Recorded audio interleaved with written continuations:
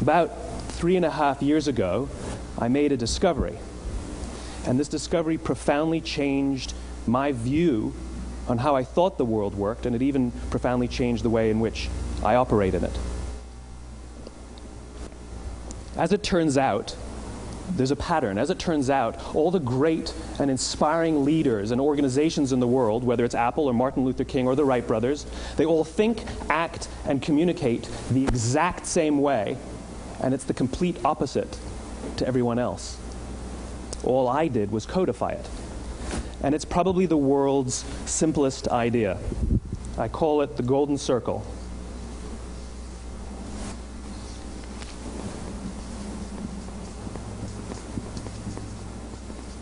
Why, how, what?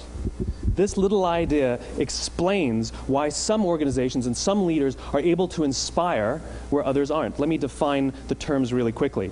Every single person, every single organization on the planet knows what they do, 100%. Some know how they do it, whether you call it your differentiating value proposition or your proprietary process or your USP.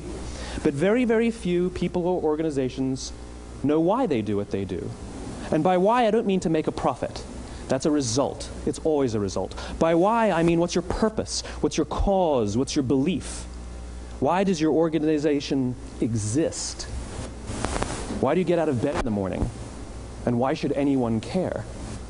Well, as a result, the way we think, the way we act, the way we communicate is from the outside in. It's obvious. We go from the clearest thing to the fuzziest thing. But the inspired leaders and the inspired organizations, regardless of their size, regardless of their industry, all think, act, and communicate from the inside out. Let me give you an example. I use Apple because they're easy to understand and everybody gets it. If Apple were like everyone else, a marketing message from them might sound like this. We make great computers. They're beautifully designed, simple to use, and user-friendly. Want to buy one? Meh. And that's how most of us communicate. That's how most marketing is done, that's how most sales is done, and that's how most of us communicate interpersonally. We say what we do, we say how we're different or how we're better, and we expect some sort of behavior, a purchase, a vote, something like that. Here's our new law firm. We have the best lawyers with the biggest clients. We have, we always perform for our clients, do business with us. Here's our new car. It gets great gas mileage. It has, leather seats. Buy our car. But it's uninspiring. Here's how Apple actually communicates. Everything we do, we believe in challenging the status quo.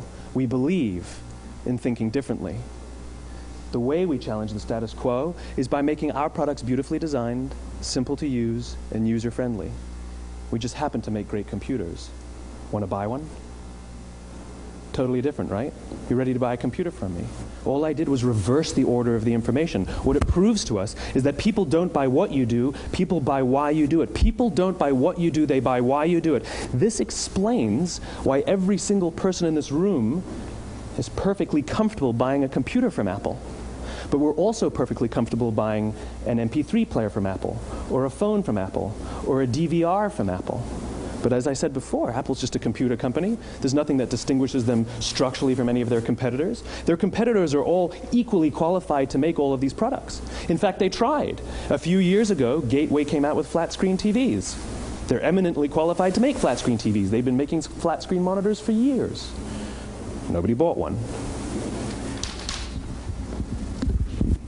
And Dell came out with MP3 players and PDAs. And they make great quality products, and they can make perfectly well-designed products, and nobody bought one. In fact, talking about it now, we can't even imagine buying an MP3 player from Dell. Why would you buy an MP3 player from a computer company? But we do it every day. People don't buy what you do, they buy why you do it.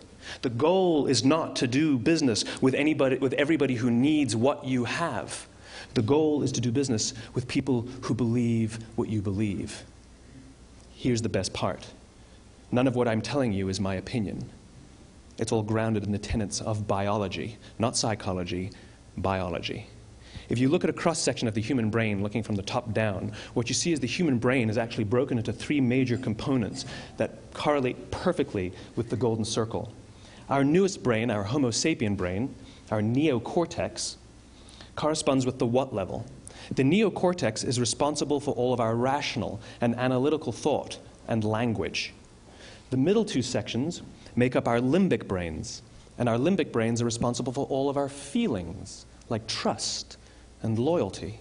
It's also responsible for all human behavior, all decision-making, and it has no capacity for language.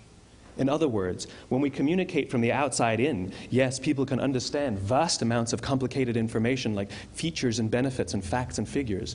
It just doesn't drive behavior.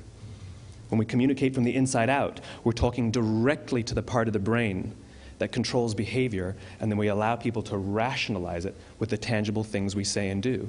This is where gut decisions come from. You know, sometimes you can give somebody all the facts and your figures and they say, I know what all the facts and details say, but it just doesn't feel right. Why would we use that verb? It doesn't feel right. Because the part of the brain that controls decision-making doesn't control language. And the best we can muster up is, I don't know, it just doesn't feel right. Or sometimes you say you're leading with your heart or you're leading with your soul. Well, I hate to break it to you, those aren't other body parts controlling your behavior. It's all happening here in your limbic brain, the part of the brain that controls decision-making and not language. But if you don't know why you do what you do, and people respond to why you do what you do, then how will you ever get people to vote for you or buy something from you, or more importantly, be loyal and want to be a part of what it is that you do? Again, the goal is not just to sell people who need what you have. The goal is to sell to people who believe what you believe.